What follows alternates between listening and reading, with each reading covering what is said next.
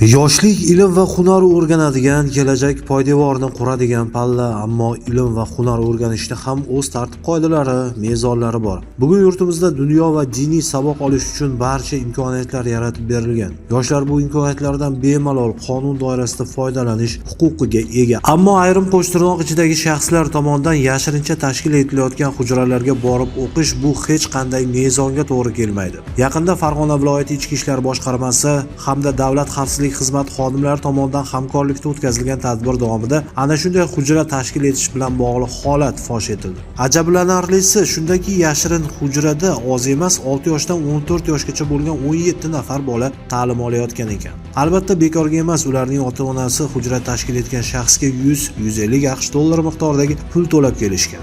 Norasida bolaning 14 nafari Qo'qon shahridan bo'lsa, qolganlari respublikamizning turli hududlaridan kelganligi aniqlandi. Hozirda mazkur holat yuzasidan fuqaroga nisbatan O'zbekiston Respublikasi Jinoyat kodeksining 229-2 moddasi tartibida hujjatlar rasmiylashtirilib, surishtiruv harakatlari olib borilmoqda. Shu o'rinda bir mulohaza tug'iladi. Bunday yashirin maskanlarga qarshi faqat huquq-tartibot organlari emas, ta'lim tizimi mutasaddilari, maktab rahbarlari, ota-onalar ham birgalikda kurash olib borish zarur.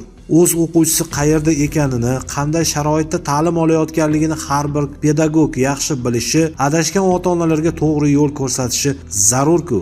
Ogoh bo'ling, noqonuniy diniy ta'lim berish va olish javobgarlikka sabab bo'ladi.